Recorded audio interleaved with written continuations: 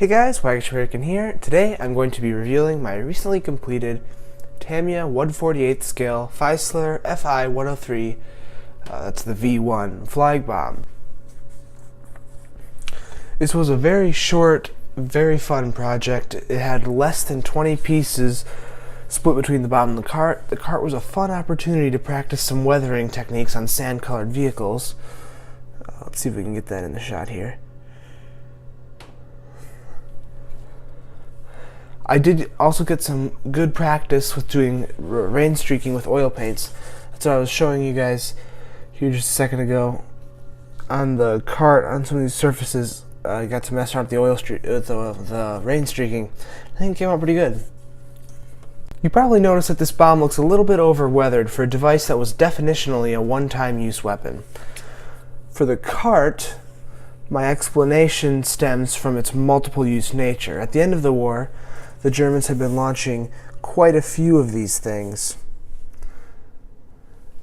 and the transit carts would have taken quite the beating. As for the somewhat excessive weathering on the airframe itself, I have to confess that this is not a standalone project. Just built this kit as a short project for a real-life group event I went to. It is going to eventually end up in a diorama, which I'm working on getting the parts for at the moment. In the diorama, she'll be sitting outdoors abandoned for some time, and US soldiers driving a jeep will have just discovered the launch pad in the V1. So it will have been sitting out in the elements for some time, abandoned by the Germans during their retreat. US servicemen have just stumbled upon it. To build it, once the build was complete with very little putty, which was nice, especially with this tubular type deal going on, I painted it with the black base / marbling / top coat / post shading method. Base coat was a mixture of NATO black and German gray. I then marbled with a random Tamiya light gray, and I then built up layers of Vallejo paints, letting the pre-shading peek through. And the effect was kind of lost on top. You can see it really well on the bottom. I lightened my green color with a few drops of white and post-shaded the upper surfaces. That's this nice dusting / sun-bleached effect you see here.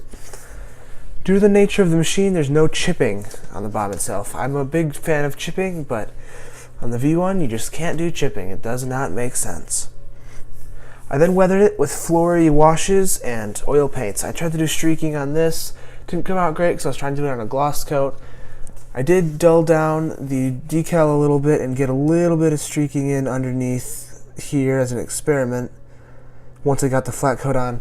But I'm going to hold off on the rest of the streaking until the diorama is ready, so I can make sure everything looks like it belongs in the same setting. The car was painted in a very similar way, first being primed with the same dark mixture. The upper surfaces were then painted white, and the whole thing was sprayed with the sand yellow and weathered using chipping and oil paints. Now, once she's on the diorama base, there'll probably be some mud involved, splattered on the cart, and a tarp or two covering the model, especially probably around here, along with some rain streaking. But that's going to have to wait until I've got the base and figures ready. For now, she'll sit proudly as a standalone on my shelf. I hope you enjoyed this short little reveal video. Here are the final pictures of the project.